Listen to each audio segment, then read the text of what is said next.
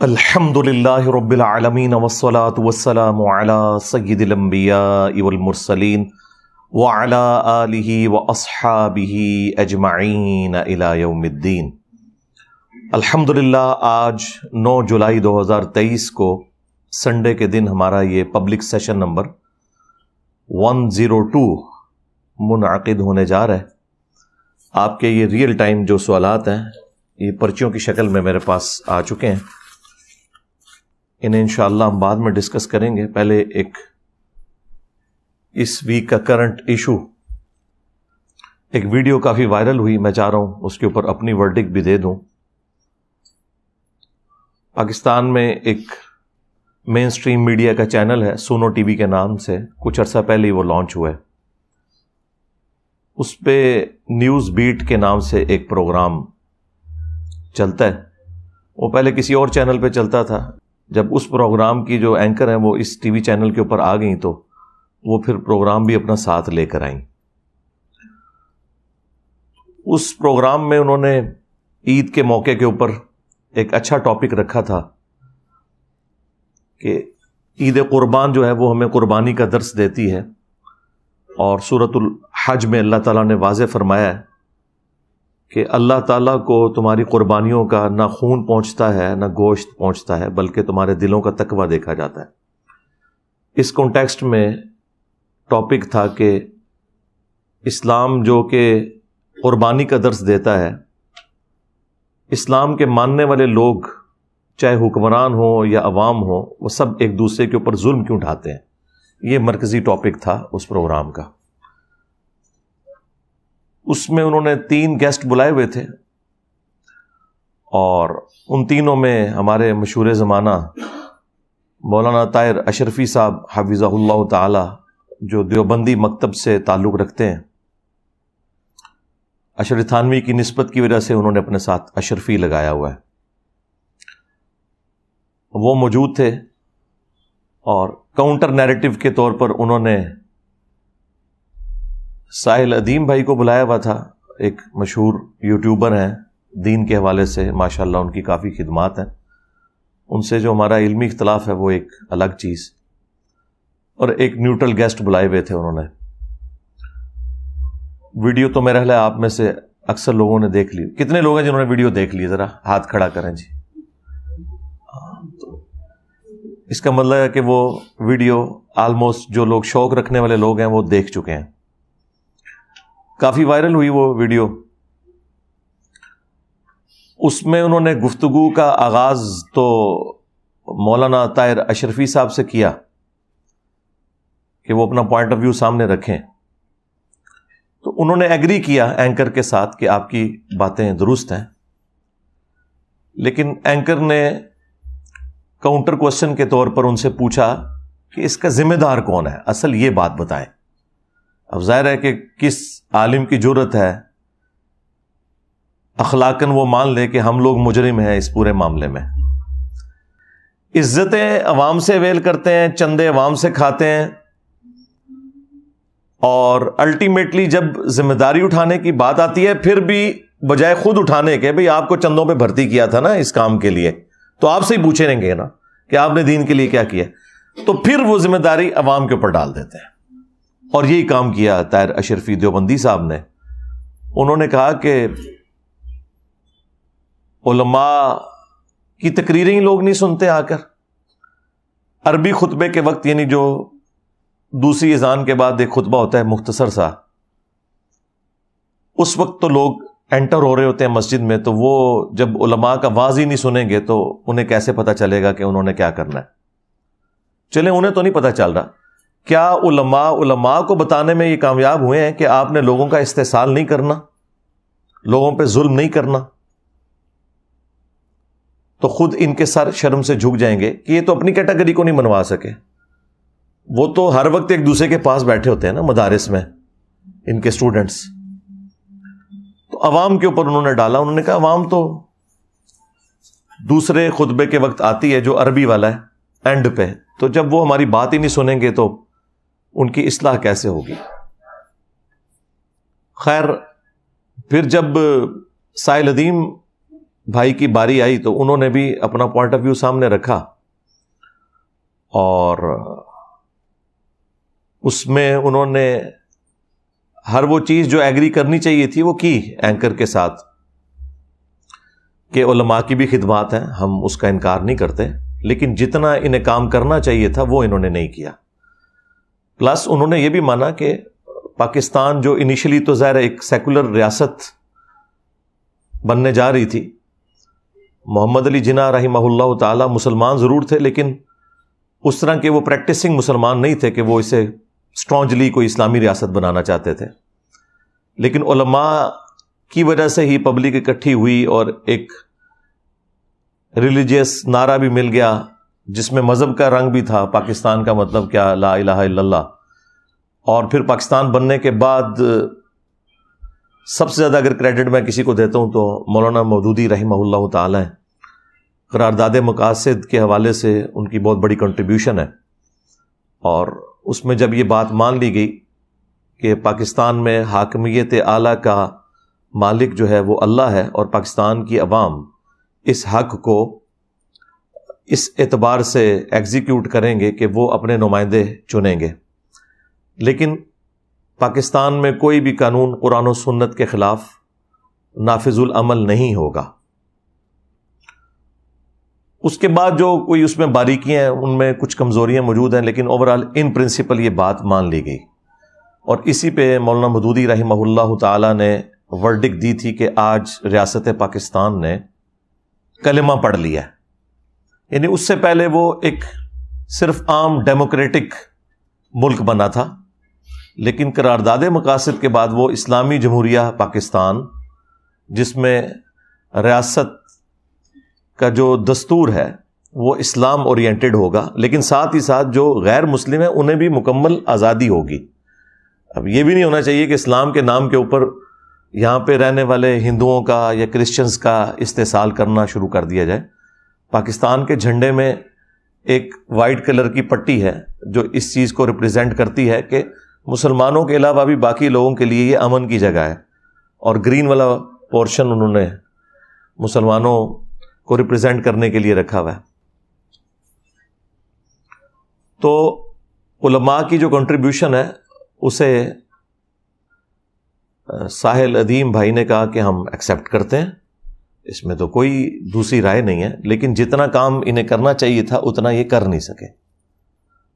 اور پھر انہوں نے اس میں مزید چیز ایڈ کی کہ 52 خطبات سال کے، یعنی ہر جمعے کا خطبہ علماء کے پاس اویلیبل ہے، پبلک نے آنا ہی آنا ہے مسجد میں، تو یہ اپنی بات کنوے کر سکتے تھے، لیکن ان کے اندر کوئی ایسی اٹریکشن ہی نہیں ہے جو سو کالڈ دنیاوی سیاسی رہنماؤں کے اندر موجود ہے، کہ ان کے جلسوں میں تو لاکھوں لوگ آ کے بات سن لیتے ہیں، اور تقریر سے پہلے ہی گراؤنڈ کے اندر لوگ موجود ہوتے ہیں۔ جس طرح یہاں میرے اس سٹیج پہ آنے سے پہلے یہاں 300-400 بندہ انتظار کر رہا ہوتا ہے، حالانکہ یہ سنڈے کا دن ہے، یہاں نماز بھی نہیں ہوتی، نماز مسجد میں لوگ پڑھتے ہیں، جمعے والے دن تو پھر بھی نماز پڑھنی ہوتی ہے، مجبوری ہوتی ہے، لوگوں کو آنا چاہیے، لیکن نہیں لوگ بات سنتے۔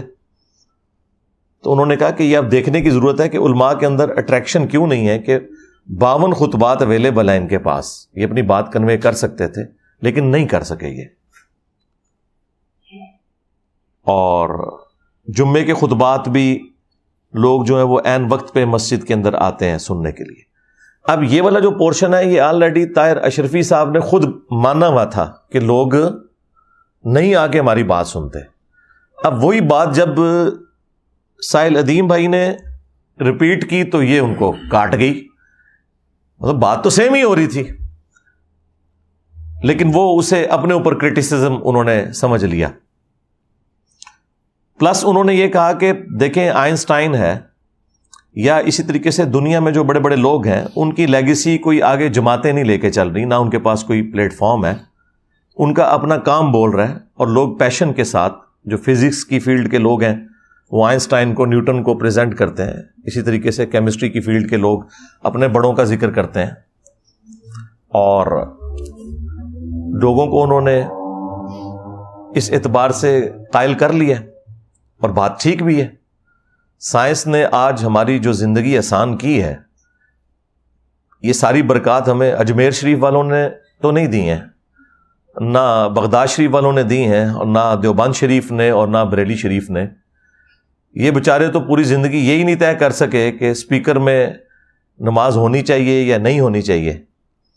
شروع میں تو ان کے فتاوی جات اس کے اوپر آتے رہے، تصویر کے مسئلے پہ آتے رہے، اور اب حالت یہ ہے کہ یہ اسپیکر اور تصویر کسی زمانے میں اشرف علی تھانوی اور احمد بریلوی دونوں کے نزدیک حرام تھا، اور آج ان کی لیگیسی جو لوگ لے کے چل رہے ہیں وہ گریجولی اس لیول تک پہنچے کہ اسپیکر اور تصویر پہلے حرام ہوئی، اس کے بعد پھر مباح ہوئی، پھر مستحب ہوئی، اب واجب اور فرض ہو چکی ہے. مولوی سٹارٹ نہیں ہوتا جو اسپیکر تو بغیر، کیمرے تو بغیر. اس کا مطلب ہے کہ علماء کو جو دور جدید کے تقاضے ہیں یہ سمجھنے میں عوام سے بھی زیادہ ٹائم لگتا ہے. یہ سوچنے کی بات ہے نا. اس کا مطلب ہے کہ عوام الناس کا انٹلیکچوئل لیول ان سے زیادہ ہے. عوام کو پہلے سمجھ آ جاتی ہے کہ بھائی یہ وہ تصویر نہیں ہے جس تصویر کی ممانعت تھی شریعت میں. چند انٹلیکچوئل علماء بھی تھے، علماء عرب، مولانا مودودی، ڈاکٹر اسرار، ڈاکٹر طاہر القادری، یہ وہ لوگ تھے جو شروع سے ہی اس تصویر کو اس کیٹیگری میں نہیں سمجھتے تھے. لیکن جو آرتھوڈاکس قسم کی جو روایتی سوچ ہے وہ تو شروع سے ہی ان چیزوں کے مخالف رہے، اور آج اس کے بغیر سٹارٹ نہیں ہوتے. لیکن اب لیٹ ہو چکے ہیں کیونکہ انجینئر صاحب میدان میں آ گئے. اور یہ جو بعض لوگوں کو زوم ہو گیا نا کہ انجینئر صاحب پہلے آ گئے ہیں، اس وجہ سے میں کہتا ہوں کہ مجھے چھوڑ دیں. آپ لوگ کوئی علمی ویڈیو بنائیں، میں اپنے چینل سے اسے شیئر کرواتا ہوں، ہم دیکھ لیتے ہیں لوگ آپ کی بات سنتے ہیں کہ نہیں. آپ کی بات میں کوئی وزن ہی نہیں ہے.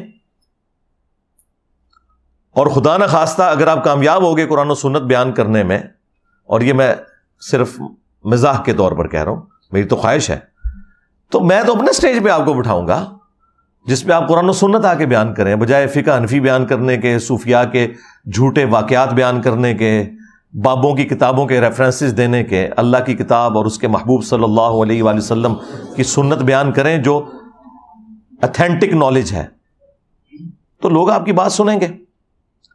تو لوگ ہمیں کہتے ہیں کہ جی یہ چونکہ آپ پہلے آ گئے. میں کہتا ہوں جی ہم ابھی بھی نہ آئے ہوتے. ہم نے جو اب یہ مزاج لوگوں کا بنا دیا نا کہ قرآن و سنت کے بغیر چیز ایکسیپٹ نہیں کرنی. میری ویڈیوز نہ بھی اپلوڈ ہوں تب بھی ان کو کوئی نہیں سنتا، کیونکہ ان کے پاس کوئی چیز بتانے کے لیے ہے ہی نہیں ہے جو یہ بتائیں. اور اگر وہ کچھ بتائیں گے تو پھر ان کو اپنے سارے پرانے بزرگوں سے اعلان برات کرنا پڑے گا. ان کے تو عقائد و نظریات کسی اور ہی فکر کے اوپر تھے. اچھا، اب یہ جو چند ایک باتیں انہوں نے کی جب سائل ادیم بھائی نے، تو اب باری تو تیسرے نیوٹرل گیسٹ کی تھی، لیکن وہ مولانا طاہر اشرفی صاحب، چونکہ آپ کو پتا ہے مولوی تو سمجھدار ہوتا ہے، اسے سمجھ آ گئی کہ بھئی یہ تو معاملہ کسی اور طرف جا رہا ہے. انہوں نے کہا جی مجھے پہلے 2 منٹ بول لینے دیں. اچھا، تو وہ اینکر نے ترس کھایا کہ چلو مولانا صاحب ہیں، ان کی بھی بیچ میں کوئی ایک آدھ جملہ لے لیتے ہیں. حالانکہ اصولاً ایسا نہیں کرنا چاہیے تھا، وہ اپنی باری پہ بولتے ہیں نا. تو وہ اینکر کو اگر یہ پتا ہوتا کہ یہ اٹھ کے بھاگ جائیں گے تو وہ کبھی بھی ان کو اس طرح چانس بیچ میں نہ دیتے. تو انہوں نے کہا کہ جی میں تو ایسے بدتمیز شخص کے ساتھ بیٹھ ہی نہیں سکتا. انہیں یہ سمجھ آ گئی تھی کہ یہ ابھی 5 منٹ میں میں نے اتنی کروا لی ہے اپنی اور اپنے بڑوں کی، اور اگلے 1 گھنٹے کے اندر تو بچنا ہی کچھ نہیں ہے. جو آپ کو یاد ہے کہ میں نے بھی 1.5-2 سال پہلے کہا تھا کہ اسی کو کہا تھا، یہ اس وقت گورنمنٹ میں تھا نا، میں نے کہا تھا کہ تجھے بڑا شوق ہے نا مناظرے کروانے کا، تو بیٹھ پی ٹی وی کے اوپر اور بلا لے جتنے بڑے بلا سکتے ہو. تقی عثمانی صاحب کو بلانا ہے، مفتی منیر صاحب کو بلانا ہے، کسی اور کو بلانا ہے بلاؤ، اور لائیو پروگرام چلے. اپنے موقع پہ تم بولو، پھر میں بھی ریبٹل کروں گا، میں بتاؤں گا کہ ان کے عقائد اور نظریات کیا ہیں المحنت علی المفنت کے اندر، اور قرآن و سنت میں کیا عقیدے لکھے ہوئے ہیں. تو دودھ کا دودھ پانی کا پانی ہو جائے گا. اور وہ میری کرامت 1.5-2 سال کے بعد ظاہر ہوئی کہ آپ دیکھ لیں یہ اتنی دیر ہی بات سن سکتے ہیں. اصولی بات یہ سن کے تو اٹھ گئے ہیں. ابھی تو ریفرنسز کے ساتھ اگر میں بیٹھا ہوں تو کیا حال ہو. وہ نیو ٹی وی کے اوپر آپ نے دیکھ نہیں لیا، یعنی میں نے پورا زور لگایا 1.5-2 منٹ بس صرف میں گفتگو کرتا تھا. میں نے کہا بھائی 3 باتیں تم لوگ مان لو جو یہاں پہ فرقہ واریت کے خلاف بیٹھے ہوئے ہو. نمبر 1, تم لوگ ڈکلیئر کرو کہ سارے فرقے مسلمان ہیں, بریلوی, دیوبندی, اہل حدیث, شیعہ, اور انہی عقائد کے ساتھ اگر مر جاتے ہیں تو ایک نہ ایک دن اپنا عذاب بھگت کے جنت میں چلے جائیں گے, کیونکہ مسلمان جو ہیں, کلمہ گو مشرک بھی ہو تب بھی وہ کافر تو نہیں ہے نا, اس کا معاملہ اللہ کے سپرد. چلو ان جنرل بات کر دو کہ یہ تمام فرقے مسلمان ہیں, نمبر 1. نمبر 2, ان سب کو چندہ دینا جائز ہے, جو تمہاری زندگی موت کا مسئلہ ہے. اسی کے اوپر ہی تو الگ ہوئی ہیں مسجدیں. آپ اسلام آباد میں دیکھیں کتوں کی طرح لڑتے ہیں یہ مولوی, کتوں کی طرح. اور یہ کتے کی مثال میں اس لیے بیان کر رہا ہوں کہ سورۃ الاعراف میں اللہ تعالیٰ نے علماء سوء کے لیے یہ ٹرم یوز کیا. یہ میرے رب کی سنت ہے اور میرے نبی کی بھی سنت ہے. آپ صلی اللہ علیہ وآلہ وسلم کی بھی حدیث ہے ابو داؤد میں کہ میری امت میں ایسے گروہ پیدا ہوں گے جس طرح ہلکا کتا کسی کو کاٹ جائے, اس کے ایک ایک ریشے میں وہ اس کا زہر پھیل جاتا ہے. تو ظاہر ہے کہ یہ ہلکا کتا علماء ہی کاٹتے ہیں, عوام میں سے تو نہیں کوئی ہلکا کتا ہوتا کہ جو دین سکھا رہا ہو. علماء یہود ہی خلاف ہوئے نا عیسیٰ ابن مریم کے علیہ السلام, اور وہی علماء یہود نبی صلی اللہ علیہ وآلہ وسلم کی مخالفت پہ کھڑے ہوئے.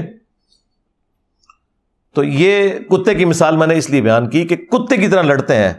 اسلام آباد میں ایک سیکٹر میں ایک فرقے کو مسجد مل جائے نا, جب تک دوسرے فرقے کو اس سیکٹر میں مسجد نہ ملے تو لڑائی جھگڑا جاری رہتا ہے. باقاعدہ کلاشنکوفس نکل آتی ہیں, ایک دوسرے کے سر پھاڑ دیتے ہیں, اور پھر ایک ایک فرقے کے اندر بھی لڑائیاں ہوتی ہیں, کیونکہ یہ کمائی کے اڈے ہیں. جتنی بڑی جامع مسجد ہوگی اتنا ہی بڑا مجمع ہوگا, اتنا ہی بڑا چندہ ہوگا. تو ہمیں تو پتہ ہے, میں تو ریئل ٹائم چونکہ ساتھ رہا ہوں, مجھے تو سارا آئیڈیا ہے ان لوگوں کا. تو یہ لوگ مسجدوں کے پیچھے لڑتے ہیں, ایک دوسرے کو بالکل ایکسیپٹ نہیں کرتے. اور یہ آج سے نہیں ہے, پہلے بھی اسی طرح ہی تھا. یہ ہمارے ڈاکٹر اسرار صاحب رحمہ اللہ تعالی, ہمارے استاد, وہ بھی اپنے بھول پن میں بڑی تعریف کرتے تھے سلطنت عثمانیہ کی. ٹھیک ہے, کوئی اچھی باتیں بھی ہوں گی, وہ تو ہر جگہ موجود ہیں. تو لیکن انہوں نے 400 سال تک یہ بدعت جاری کی ہے, 1517 سے 1917 تک, 400 سال تک. خانہ کعبہ شریف میں انہوں نے 4 مصلے ڈالے ہوئے تھے. امت کے مرکز کو توڑا ہوا تھا, حنفی, شافعی, مالکی, حنبلی. ہمارے پاس آج بھی وہ اس کی ریئل ٹائم تصاویر موجود ہیں, کلرڈ, کیونکہ وہ مصلے پھر 1955 میں توڑے گئے ہیں. اٹھا تو انہوں نے لیے تھے, لیکن اس کی جو بلڈنگز تھی وہ 1955 میں توڑی ہیں. 1926 کے اندر فائنلی انہوں نے اٹھا لیے تھے. تو 400 سال تک انہوں نے 4 مصلے ڈالے ہوئے تھے. اگر یہ ایک دوسرے کو صحیح سمجھتے تھے تو 4 مصلے کیوں تھے؟ چلے میں حسن ظن رکھ لیتا ہوں کہ 4 مصلے تھے کہ پہلے فجر کی نماز سارے حنفیوں کے پیچھے پڑھتے تھے, زور کی سارے شافیوں کے پیچھے پڑھتے تھے, عصر کی سارے حنبلیوں کے پیچھے. اگر ایسا ہونا ہوتا تو پھر ایک ہی مصلی ہوتا, امام بدل لیا جاتا, 4 بلڈنگیں نہ بنتی. جن لوگوں نے امت کی جمعیت کو توڑا, کعبہ شریف جو امت کا مرکز تھا اسے 4 فرقوں میں بانٹ دیا, اور پھر آپ کو یہ کہانی کرائی ہوئی ہے کہ سارے ہی ہم ایک دوسرے کو مانتے ہیں, نماز پڑھنے کے لیے تیار نہیں ہے, مانتے ہیں. اور یہ تیسری شرط میں نے اس پروگرام میں رکھی تھی کہ تم لوگ فتویٰ دو کہ ایک دوسرے کے پیچھے نماز بھی ہو جاتی ہے. نمبر 1 سارے مسلمان ہیں, نمبر 2 چندہ دینا جائز ہے, نمبر 3 ایک دوسرے کے پیچھے نماز پڑھنا درست ہے. اور اینڈ تک وہ لوگ راضی نہیں ہوئے. چلے میں اس پہ ان کو سلوٹ کرتا ہوں, ایٹ لیسٹ انہوں نے مان لیا کہ وہ اس کے اوپر ایگری نہیں ہوئے, تاکہ عوام الناس کو پتہ چل جائے کہ انہوں نے جو اپنے چہرے کے اوپر میک اپ کیا ہوا ہے اتحاد امت کے نام پہ بیٹھ کے, تو پیسے لے کے ان پروگراموں میں بیٹھے ہوتے ہیں. تو یہ لوگ اتحاد امت چاہتے نہیں ہیں, کیونکہ اتحاد امت تو ان کی موت ہے. اور بھائی جس دن میکڈونلڈز نے یہ اناؤنسمنٹ کر دی کہ چپس جو ہے ہمارے اچھے نہیں ہیں, KFC والوں کے اچھے ہیں, تو میکڈونلڈ تے گئی, ہاں اے میکڈونلڈز تے KFC, تو بریلی اور دیوبند, ہاں 2 فرنچائز ہیں, دونوں ایک امام حنیفہ کی جائز اولاد ہے, ناجائز نہیں میں کہتا, جائز اولاد ہے. اگرچہ ایک دوسرے کو جائز نہیں سمجھتے یہ, اور آپ ڈفرینسز ان کے دیکھ لیں, یہ ان کی حالت ہے. تو وہ اس پورے پروگرام کے اندر ایگری نہیں کیے. یہاں پہ بھی آپ دیکھیں, وہ کہتے ہیں کہ یہ سائل جو ہے یہ گالیاں نکال رہا ہے ہمیں. اس میں گالی کہیں آپ نے سنی ہے کہ اس نے نکالی ہے؟ سرکار ان کے لیے یہی گالی ہے کہ آپ انہیں یہ کہہ دیں کہ بھئی آپ کی تقریر تو سننے کے لیے کوئی تیار ہی نہیں ہے, اس کو گالی سمجھتے ہیں. کیڑی سے بھی چھوٹا دل ہے ان لوگوں کا. حالانکہ یہ بات خود طاہر اشرفی صاحب خود کہہ چکے تھے کہ وام تو جی وہ عربی خطبے کے وقت آتی ہے. بھائی تو خود مان رہا ہے کہ لوگ تیری بات نہیں سنتے, اب اسی بات کو اگر ایک دوسرا بندہ ریپیٹ کر رہا ہے تو اس کے اوپر غصہ کھا رہا ہے. اور پھر تکبر اتنا ہے ان مولویوں کے اندر بھرا ہوا. سٹارٹ میں بتاؤ اس نے کیا, میں تو جانتے ہی نہیں یہ کون ہے. مجھے بتائیں اس کا اس سوال سے کیا تعلق ہے جو اینکر نے کیا ہے کہ میں یہ نہیں جانتا کہ سامنے کون ہے. بھائی تو یہ بھی بول کہ میں یہ نہیں جانتا کہ جس کیمرے میں آپ ویڈیو بنا رہے ہیں اس کے پیچھے کیمرہ مین کون کھڑا ہوا ہے. بھائی اس کا اس سے کیا لینا دینا؟ تم لوگوں سے کوئی بات پوچھتا ہے تو اور طرف چل پڑتے ہو. تیری پھوپھی بھی ناچ گئی سی.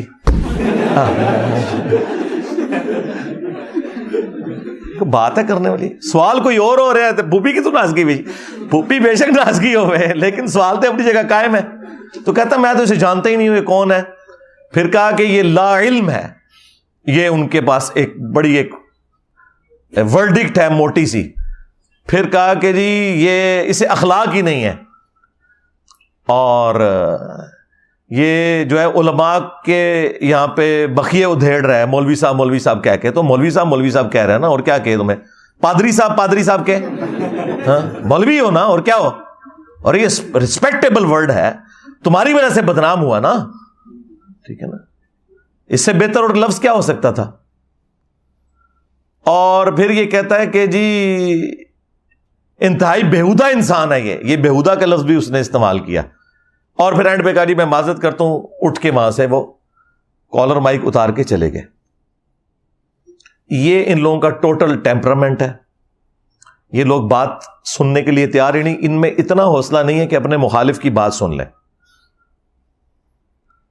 اب مجھے بتائیں, یہ جو مجھے بار بار کہتے ہیں جی بٹھاؤ علماء کے سامنے, تو علماء کے ساتھ تو جو میں نے کر دی ہے اس رمضان کے اندر, ایک نیو ٹی وی کے پروگرام پہ جو فرقہ واریت والا, اور دوسرا جی ٹی وی پہ صلح حسن کے اوپر, سنی شیعہ کنفلکٹ کے اوپر بھی جو انہوں نے منجی ٹھکوا لی, اور فرقہ وارانہ نظریات کے اوپر بھی وہ آپ کے سامنے ہے. اس کے بعد تو میرے خیال آپ کو ضرورت ہی نہیں ہے, کسی میں حوصلہ ہی نہیں بیٹھنے کا. یہ سن ہی نہیں سکتے کہ ان کے بڑوں نے کیا کام ڈالا ہے, نہیں سن سکتے. اور انہیں خطرہ ہے کہ ظاہر ہے کہ میں یہ بات تو سٹارٹ اس سے کروں گا نا کہ ہاں جی بتاؤ نا ذرا کدھر کھڑے ہو. اور پھر یہ کہتے ہیں کہ جی وہ پرانے قصے چھوڑیں. پرانے قصے کیسے چھوڑ دیں؟ تم لوگوں نے چھوڑ دیے. تم لوگوں نے اسلام کو فرقوں میں بانٹا ہے تو انہی پرانوں کے نام پہ ہی بانٹا ہوا ہے نا. جب تک پرانے کٹہرے میں کھڑے نہیں ہوتے آگے ہم کیسے چلیں گے؟ یہ ہو ہی نہیں سکتا کہ پرانوں کو چھوڑ دیا جائے. یہ تو اسی طریقے سے ہے کہ قادیانی کہیں جی غلام احمد قادیانی کو چھوڑیں آپ, وہ اپنے اعمال کا خود ذمہ دار ہے, ہم سے بات کریں. یہ کیسے ہو سکتا ہے؟ جب تک تم اس دجال کو جس نے دعوی نبوت کیا دجال نہیں مانتے, ہم آگے کیسے چل سکتے ہیں؟ یہ ڈیمانڈ ہی غلط ہے. اچھا قادیانیوں کی مثال میں فوراً سمجھ آ جاتی ہے. ہاں بس تو ظاہر ہے یہ ایک دوسرے کو اسی طریقے سے سمجھتے ہیں آپس میں. باقی فرقے بھی ادھر بھی آپ کو سمجھ آ جانی چاہیے. کوئی مشکل راکٹ سائنس تو نہیں ہے. میں کوئی آپ کو 4 آرڈر ڈفرینشیل ایکویشن تو یہاں سالو نہیں کروا رہا. سمپل سی بات ہے. یہ اپنا ہی آئینہ ہے جو آپ نے دیکھنا ہے. یہ ٹوٹل اس پروگرام کا لبے لباد تھا. ویسے وہ آپ ضرور ویڈیو دیکھیں, یوٹیوب کے اوپر اپلوڈ ہے. اس میں کافی آپ کو مزیدار گفتگو نظر آئے گی. میں نے مختصر جو بیچ میں کرٹیکل پوائنٹس تھے صرف وہ ہائی لائٹ کیے ہیں تاکہ میں اس کا انالیسس کروں. ابھی تو پارٹی شروع ہوئی ہے. ہاں ابھی تو میں اس کا انالیسس کروں گا اور آپ کو بتاؤں گا کہ اس کے اندر کیا کیا مدنی پھول نکلتے ہیں.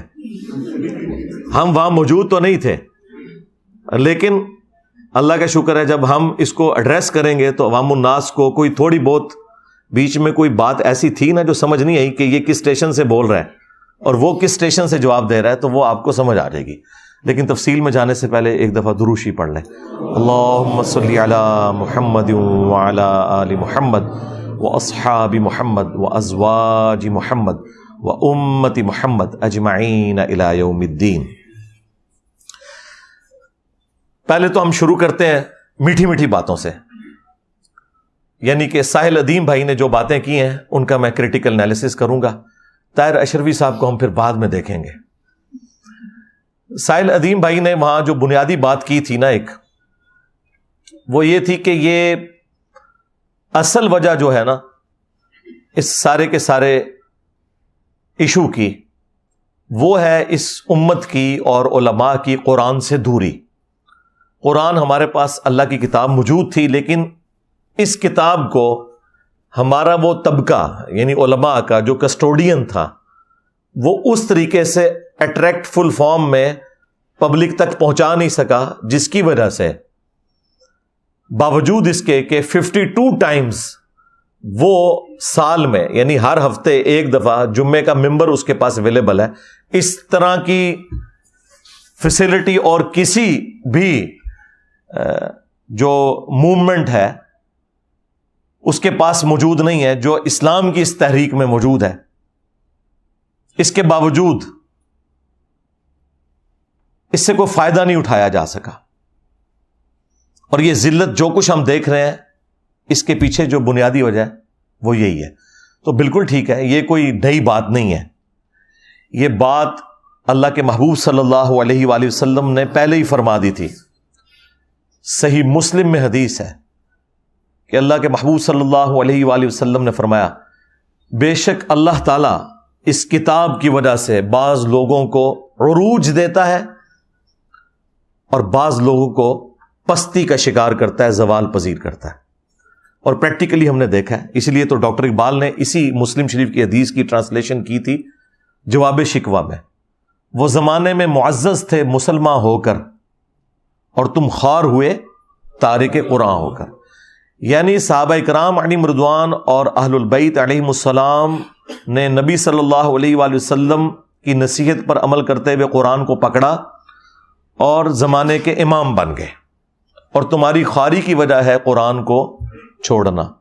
یہ بات بالکل ٹھیک ہے، اور مجھے یہ بات کہنے میں کوئی عار نہیں ہے کہ یہ اگرچہ بڑا ایک بھاری جملہ ہے، اس میں پرانے بزرگ بھی جو ہے وہ تخت مشق بن جائیں گے، لیکن ظاہر ہے کہ اسلام کی چونکہ حمیت پہلے نمبر پہ ہے. ہمارے پرانے بزرگ بھی فقہی بحثوں میں الجھے رہے، قرآن ان سے بھی اوور لک ہوا. جب یہ فقہی بحثیں شروع ہوئی نا اختلافی مسائل کی وجہ سے، ساری کی ساری بحثیں فقہ، اور اس کے بعد تھوڑا بہت کوئی کام ہوا تو حدیث کے اوپر. قرآن کے حوالے سے آپ کو اس بڑے لیول کا کام نظر نہیں آئے گا جس طرح کی ریکوائرمنٹ تھی. یہ آج کے دور میں تو اگر آپ کو یہ نظر آ رہی ہے نا ریولوشن، اس میں top of list doctor Iqbal کا کردار ہے، اور اس کے بعد اصل جو کردار ہے دنیا میں وہ مولانا مودودی رحمہ اللہ کا ہے، اور انہی کا فیض آپ کو آگے نظر آ رہا ہے. یہ انہی کے ہی اسٹوڈنٹس ہیں ڈاکٹر اسرار صاحب رحمہ اللہ تعالی اور ڈاکٹر فرد ہاشمی حفظہ اللہ تعالی، یہ انہی کے ہی اسٹوڈنٹس ہیں.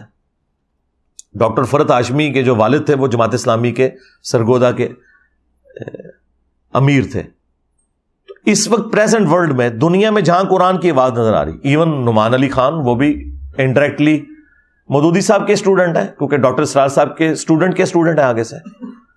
تو دنیا میں جہاں کہیں آپ کو قرآن کی آواز اس وقت نظر آ رہی ہے نا، اس کے پیچھے مودودی صاحب کی خدمات ہیں. یہ بات ماننے میں کوئی آر نہیں کسی کو ہونی چاہیے. اب اس پہ غم کھایا جائے کہ اللہ تعالیٰ نے کو مولوی کیوں نہیں چنا اس کام کے لیے، تو بھائی پاکستان بنانے کے لیے بھی اللہ تعالیٰ نے کو مولوی نہیں چنا.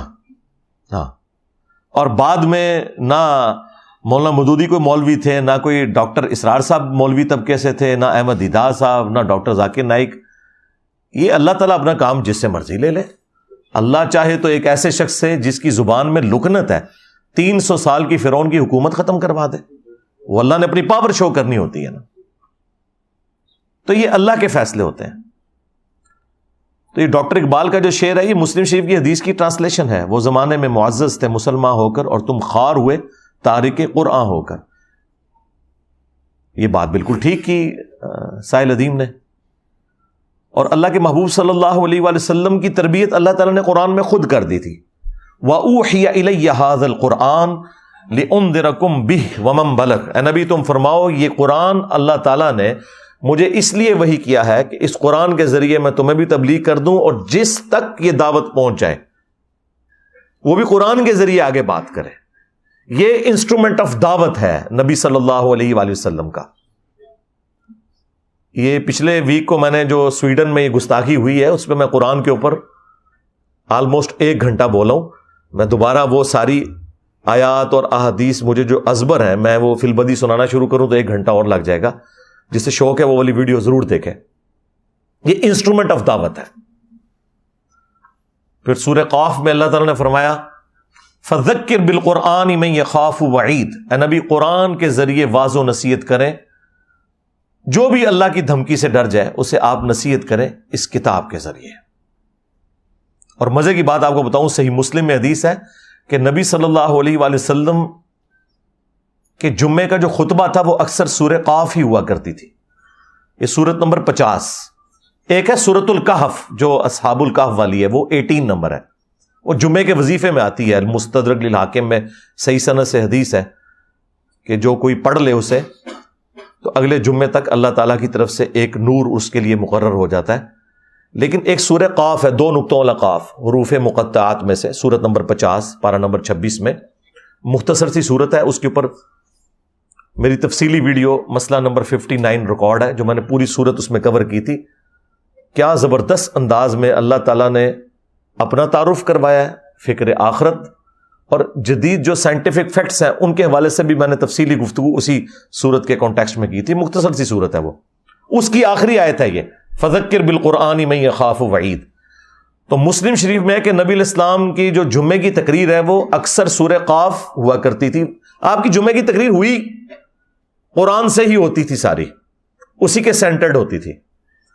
اور ایک صحابیہ کہتی ہیں کہ نبی صلی اللہ علیہ وآلہ وسلم سے میں نے جمعے کی تقریر میں سورہ قاف اتنی دفعہ سنی کہ مجھے زبانی یاد ہو گئی. یہ مسلم شریف کے الفاظ ہیں. اب وہاں پہ تو چونکہ زبان عربی تھی سننے والوں کی بھی اور خطیب کی بھی, لہٰذا کوئی ٹرانسلیشن کی ضرورت نہیں پڑتی تھی. لیکن آج کل تو ظاہر ہے کہ ہمیں اپنی نیٹو لینگویج میں ہی جمعے کا خطبہ دینا ہے. جمعے کا جو طریقہ اہل الحدیث نے اڈاپٹ کیا ہے نا, یہ سنت کے مطابق ہے. حنفیوں نے جو یہ اردو والی تقریر خود سے ساتھ لگا لی ہے نا, اس کی وجہ سے 3 خطبات انہوں نے کر دی ہیں. جمعے کے دن نبی صلی اللہ علیہ وآلہ وسلم کے 2 خطبات ہوتے تھے اور دونوں کھڑے ہو کر ہوتے تھے. بیٹھ کے آپ تقریر نہیں کرتے تھے, بیٹھ کے تو وہ پیشن ہی نہیں آتا. اب مسلم شریف میں حدیث ہے, جابر بن عبداللہ سے یہ حدیث روایت کی ہے امام باقر علیہ السلام نے, اور امام باقر سے سنی ہے امام جعفر علیہ السلام نے, کہ جب نبی صلی اللہ علیہ وآلہ وسلم ممبر پر چڑھتے تو آپ کی آواز بلند ہو جاتی, غصے میں اضافہ ہو جاتا, آنکھیں سرخ ہو جاتی, گویا کوئی جرنیل اپنی فوج کو تیار کر رہا ہو. اور پھر آپ فرماتے میں اور قیامت اس طرح ساتھ بھیجے گے جس طرح یہ 2 انگلیاں. اور پھر آپ کہتے اما بعد فإن خیر الحدیث کتاب اللہ وخیر الہدی ہدی محمد صلی اللہ علیہ وآلہ وسلم وشر الامور محدثاتها وکل محدثۃ بدعہ وکل بدعۃ ضلالہ وکل ضلالۃ فی النار. آگاہ ہو جاؤ, سب سے بہترین کلام اللہ کی کتاب ہے, سب سے ہدایت یافتہ راستہ محمد صلی اللہ علیہ وآلہ وسلم کا ہے. بدترین کام وہ ہیں جو دین میں خود سے داخل کر دیے جائیں. یہ تمام کام بدعتیں ہیں اور یہ تمام بدعتیں گمراہیاں ہیں اور یہ تمام گمراہیاں جہنم میں لے جانے والی ہیں. وَلِعَوْذُ بِاللَّهِ تَعَالَى اللَّهُمَّ أَجِرْنَا مِنَ النَّارِ. تو نبی علیہ السلام کھڑے ہو کر خطبہ دیتے تھے اور 2 خطبوں کے درمیان تھوڑی دیر کے لیے وقفہ کرتے تھے بیٹھ کر. 3 خطبے نہیں تھے آپ کے ہوتے, اور وہ دونوں چونکہ سننے والے عربی تھے تو عربی میں ہوتے تھے. اہل حدیث نے بالکل اسی کو اڈاپٹ کیا ہے. وہ بھی 2 خطبے دیتے ہیں, حمد و صلات جو ہے وہ عربی میں اور اس کے بعد تقریر اردو میں, انہی خطبوں کے اندر,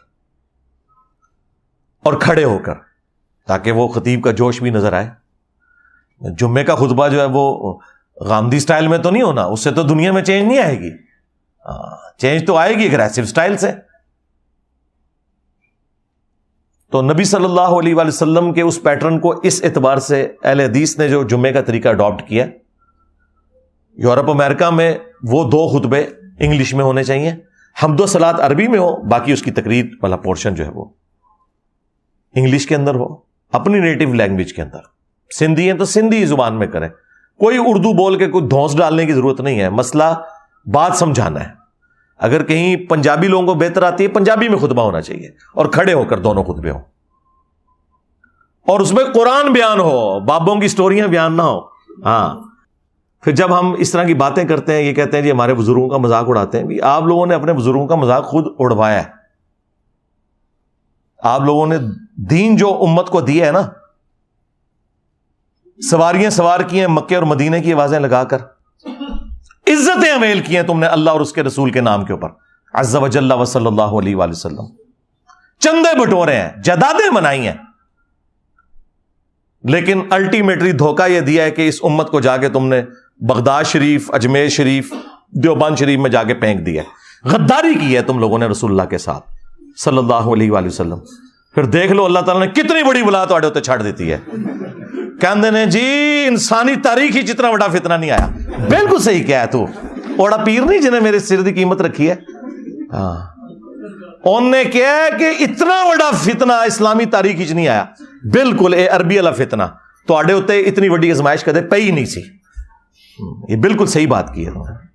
بہت برا وقت آیا ہے، وہابیاں ہوتے بھی تے دیوبندیاں ہوتے بھی تے بریلویاں ہوتے بھی تے شیعہ ہوتے بھی. تا وقت ہے کہ یہ لوگ اپنی فرقہ واریت کو چھوڑ کر اس شخص کے ساتھ اپنی نسبت مضبوط نہ کر لیں کہ جس کی قبر مدینے میں صلی اللہ علیہ وآلہ وسلم. سیدھی سی بات ہے. تو ان لوگوں نے دین کے ساتھ یہ کچھ کیا تھا، دین کو ٹیمپر کیا ہے. جامعہ ترمذی میں حدیث موجود ہے، سلسلہ احادیث صحیحہ میں شیخ البانی نے لی ہے کہ عدی بن حاتم، جو حاتم تائی مشہور فیاض تھے نا عرب کے، ان کا بیٹا مسلمان ہوا، اس نے سلیب لٹکائی ہوئی تھی اپنے گلے میں. اللہ نے ہدایت دی، نبی الاسلام کے پاس حاضر ہوئے، کہا یا رسول اللہ قرآن میں ایک آیت ہے جو مجھے کھٹکتی ہے، چونکہ میں خود کرسچن رہا ہوں. تو یہ قرآن میں جو لکھا ہوا ہے اتخذوا احبارہم ورہبانہم اربابا من دون اللہ، سورہ التوبہ آیت نمبر 31، کہ یہود و نصارہ نے اللہ کو چھوڑ کر اپنے راہبوں کو، علماء کو،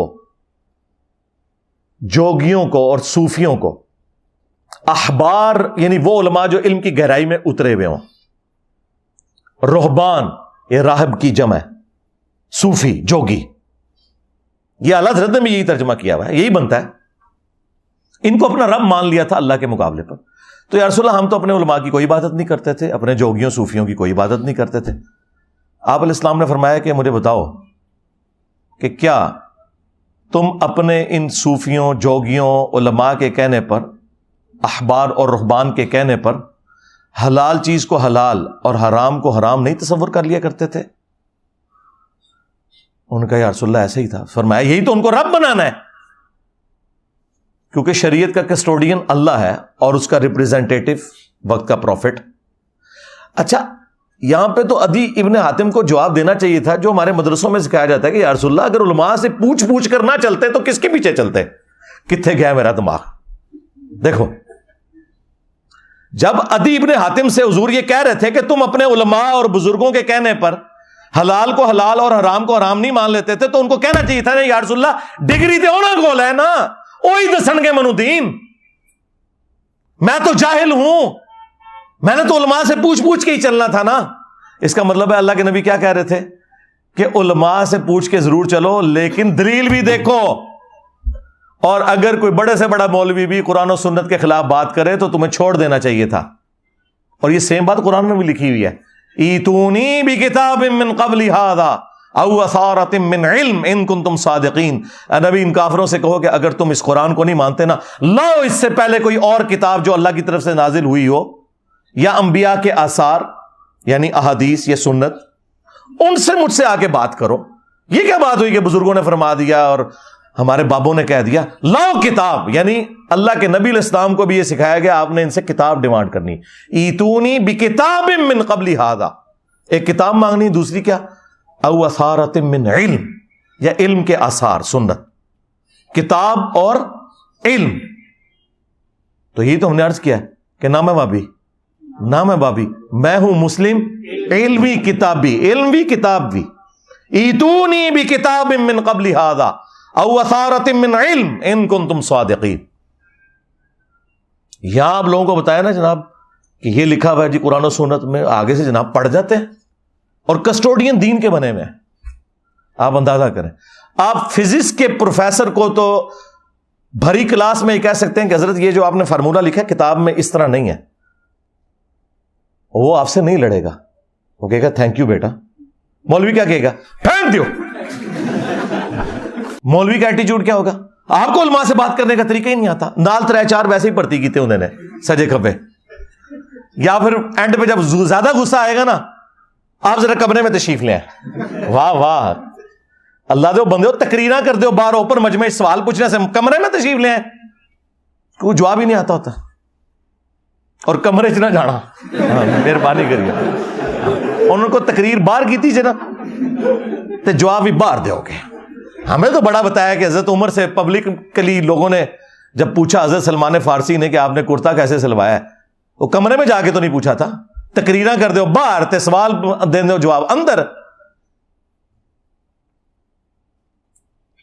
تو یہ ان کا ایٹیچیوڈ قرآن و سنت کے بالکل منافی ہے، ان کا کوئی لینا دینا نہیں میرے بھائی. یہ افسوس کی بات ہے کہ اگر آپ کو اچھے نان چاہیے تو 10 نان بھائیوں کے پاس جائیں تو کوئی ایک اچھا مل ہی جائے گا. اچھا کپڑا چاہیے تو 10 دکانوں پہ پھریں، ایک آدھ اچھا کپڑا کی دکان مل ہی جائے گی. لیکن آپ 10 مدرسے گھومیں نا اور آپ کہیں کہ مجھے کوئی دین مل جائے صحیح والا، تو افسوس کے ساتھ دین آپ کو مدرسے سے نہیں مل رہا ہوگا، دین آپ کو ڈاکٹر اسرار سے مل رہا ہوگا، مولانا مودودی سے مل رہا ہوگا، احمد دیداس سے مل رہا ہوگا. یہ کتنا بڑا علمی ہے. بس یہ وہی ہے جو صحابہ کرام کو بھی اللہ تعالیٰ نے دھمکی لگائی تھی، اگر تم نے دین کا کام چھوڑ دیا تو ہم تمہیں ختم کر کے پھر ایسی امت لے آئیں گے وہ کسی ملامت کرنے والے کی پرواہ بھی نہیں کرے گی، وہ اس کی کمٹمنٹ اللہ کے ساتھ ہوگی. تو سیدھے شاہی کوئی نہیں ہو. اور میرا تو یہی خیال ہے کہ یہ مولویوں سے اللہ نے ہاتھ اٹھا لیا. پہلے تو صرف ہاتھ اٹھایا سی نا، ہوں جناب میرے ہاتھ کے ذریعے گھاٹے پکڑوا لینا. صرف پہلے ہاتھ چکیا ہوا سی. اللہ تعالیٰ اپنے بندوں سے کام لیتا ہے جی دین کا. اس طرح دستاریں پہن کر، جبوں اور کبوں سے مشکل عربی الفاظ بول کر، عربی اشعار پڑھ کے، یہ اس طرح کو دنیا میں نہ تبدیلی آتی ہے، نہ اللہ تعالیٰ کو اس طرح کے مسلمان مطلوب ہیں کہ وہ اس قسم کی روش کو اختیار کریں کہ ہمیشہ پرابلم اینڈ کے اوپر کھڑے ہوں. آپ دنیاوی پروفیسر سے پوچھتے ہوئے نہیں ڈرتے، ان سے آپ ڈرتے ہیں. اور پھر ان کے اندر تکبر دیکھیں کتنا بھرا ہوا ہوتا ہے، کتنا تکبر ان کے اندر بھرا ہوتا ہے. ان کے پاس آخری اربا پتہ کیا ہوتا ہے؟ اور جی آپ کے پاس تو ڈگری نہیں ہے، آپ بات ہی نہیں کر سکتے. اور اپنی ڈگری کا ان کا یہ حال ہے کہ دیوبند کے مفتی کو بریلویوں کا بچہ بھی کہتا ہے گستاخ رسول نے جنمی. اے تہاڈی کتے دی بھی اوقات نہیں تہاڈی ڈگری دی. جب ایک عام بریلوی دیوبندیوں کے مفتی کو کہہ دے کہ یہ جنمی اور گستاخ ہے، ڈگری کیا وہ تو اسے مسلمان بھی ماننے کے لیے تیار نہیں ہے، تو یہ اوقات ہے. اور ایک عام دیوبندی ڈاکٹر طاہر القادری صاحب کو کیا ولی اللہ مانتا ہے، عالم مانتا ہے؟ گمراہ کہتے ہیں. بریلویوں کے بزرگوں کو گمراہ کہتے ہیں. تو یہ ٹوٹل ان کی ڈگری کی اوقات ہے کہ ایک دوسرے کو گمراہ سمجھتے ہیں. اور یہ نہ سمجھیے گا کہ یہ آج کے لوگوں کا حال ہے، پرانے بھی یہی کچھ تھے. ہمارے کراچی کے مفتی صاحب، ان سے اب ہماری دوستی ہو گئی ہے، تو وہ اگلے زمانوں میں کہا کرتے تھے کہ نہیں یہ بعد والے لوگوں نے جھگڑے ڈالے ہیں، اگلے جو علماء گزر چکے وہ آپس میں شیر و شکر تھے. ہم نے کہا شیر و شکر نہیں تھے، شیر و شکار تھے. اور خود اپنے بارے میں جو ان کے دعوے تھے، توبہ کرو. آپ اندازہ کریں، تذکرۃ الرشید میں رشید احمد گنگوئی، جسے بریلوی کہتے ہیں گند گوئی، گنگوہ علاقے کے رہنے والے تھے. یہ 3 بڑے بابے ہیں نا دیوبندیوں کے، رشید احمد گنگوئی، اشرف علی تھانوی اور قاسم نانوتوی، جو مدرسہ دیوبند کے بانی تھے. تو رشید احمد گنگوئی کے بارے میں تذکرۃ الرشید میں ان کے اپنے مرید لکھتے ہیں کہ حضرت جو ہیں وہ اکثر یہ فرمایا کرتے تھے کہ میں اللہ کی قسم اٹھا کر کہتا ہوں. اندازہ کریں ذرا آپ، یہ خالی عبد القادر جیلانی کے دعوے نہیں ہیں، یہ ان کے بھی یہ دعوے ہیں کہ حق وہ ہے جو رشید کی زبان سے نکلتا ہے. یہ ابھی بات ختم نہیں ہوئی ہے، اگلے جملے تو اس سے بھی خطرناک بلکہ خطرے ناک ہیں. آپ کی کانپیں ٹانگ جائیں گی اس سے. حق وہی ہے, سن لو, حق وہی ہے جو رشید کی میری زبان سے نکلتا ہے, اور میں قسمیاں کہتا ہوں میں کچھ نہیں ہوں مگر یہ کہ اس زمانے میں لوگوں کی نجات موقوف ہے صرف میری اتباع کے اوپر. ہاں جی, ہاں جی, لوگوں کو کہتے ہیں جی بڑا تکبر ہے. اور دوسری طرف احمد رضا بریلوی صاحب نے اپنی وفات سے چند گھنٹے پہلے اپنے بیٹوں کو وصیتیں لکھوائی ہیں جو پرنٹ ہوئی ہیں وصایا شریف کے نام سے. اس میں احمد رضا بریلوی صاحب نے وصیت پتہ کیا کی ہے؟ میرا دین اور میرا مذہب جو میری کتابوں سے ثابت ہے, تمہارے لیے تمام فرائض سے بڑھ کر اہم فرض اسے پکڑنا ہے. میری کتابوں سے, کتابوں سنت سے نہیں. یعنی میں تو آپ کہتا ہوں قرآن میں لکھا ہے, بخاری مسلم لکھا, انہوں نے کہا نہیں, جو میں نے بتایا ہے میرا دین اور میرا مذہب جو میری کتابوں سے ثابت ہے. خالی میرا دین میرا مذہب کہتے تو ہم مان لیتے وہ اسلام کی بات کر رہے ہیں, لیکن انہوں نے کہا نہیں, جو میری کتابوں سے ثابت ہے. یہ ان کا تکبر کا عالم یہ تھا. لیکن ایک دوسرے نو انہوں ایک دوسرے پھر ہاتھوں ہاتھ لیندے سن, توبہ کرو, اس طرح لیندے سن کہ چولہا لا کے رکھ چھڑتے سن ایک دوسرے دیاں. تو وہ میں آپ کو بعد میں کچھ مثالیں دوں گا. پہلے مجھے وہ ایک تذکرۃ الرشید کی وجہ سے وہ یاد آ گئی وہ بات. طاہر اشرفی نے اپنی اس ویڈیو میں ساحل الدین کو کہا کہ یہ بڑا بےہودہ ہے. تو میں پھر طاہر اشرفی صاحب کو بتاتا ہوں کہ بےہودگی کن لوگوں کے اندر ہے. آئے ہائے ہائے ہائے. اشرف تھانوی صاحب نے کتاب لکھی ارواح ثلاثہ, 3 اولیاء کی کرامات جو اپنے بزرگوں کو انہوں نے ڈکلیئر کیا ہے. ان میں قاسم نانوتوی, رشید احمد گنگوئی بھی شامل ہیں. تو وہ اس میں کہتے ہیں کہ ایک دفعہ کوئی مدرسے میں پروگرام تھا بڑے لیول کا. آج کل کے مفتی تو چھپ کے ان کے ویڈیو بنتے ہیں نا, یہ وہ ویڈیو ہے جو پبلکلی بنی ہوئی ہے, سی سی ٹی وی میں نہیں ہے. اور اس کے راوی ایک سکہ اور صدوق دیوبندی عالم اشرف تھانوی صاحب ارواح ثلاثہ میں لکھتے ہیں, وہ کہتے ہیں کہ جی ایک دفعہ کوئی مجمع تھا ہمارے مدرسے کے اندر, تو مولانا قاسم نانوتوی کو رشید احمد گنگوئی صاحب نے پبلکلی چرپائی پہ اپنے ساتھ لٹا لیا. ہاں اچھا, لٹایا. اس کے بعد انہوں نے کروٹ اپنی ان کی طرف کی اور عاشق صادق کی طرح ان کے سینے پہ ہاتھ پھیرنا شروع کر دیا. یہ لکھا ہوا ہے, نہ لکھا ہوا مجھے پکڑ رہی ہو. اور اس کا وہی مطلب ہے جو آپ سمجھ رہے ہیں. ہاں یہ میں بتاؤں, اس کی وجہ یہ ہے کہ قاسم نانوتوی صاحب نے کہا کہ میاں لوگ کیا کہیں گے. ہاں میاں لوگ کیا کہیں گے. تو رشید احمد گنگوئی صاحب کہتے ہیں لوگوں کو کہنے دو جو کہتے ہیں.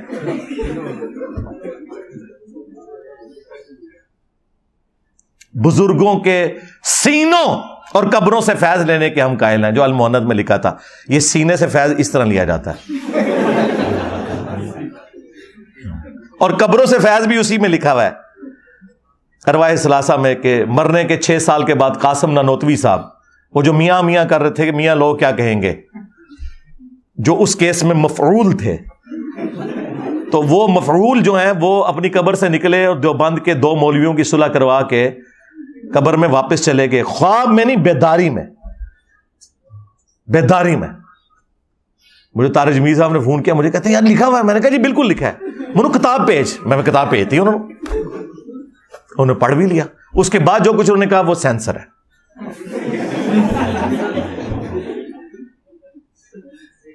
تو یہ 6 سال بعد قبر سے نکلے ہیں, لیکن چونکہ نکلنے والا دیوبندی تھا لہذا توحید ہے. اگر بریلوی نکلا ہوتا تو شرک ہوتا. یہ ان کا ٹوٹل اوقات ہے ایک دوسرے کے ساتھ.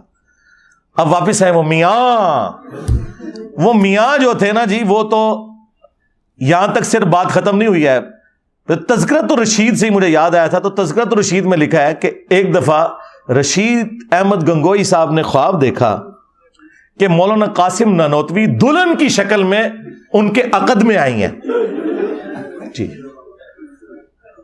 انہوں نے یہ نہیں کہا کہ میں نے اپنی دلہن جو ہے ان کی شکل میں دیکھی, نہیں, میاں قاسم جو ہے دلہن کی شکل میں میرے عقد میں آئے.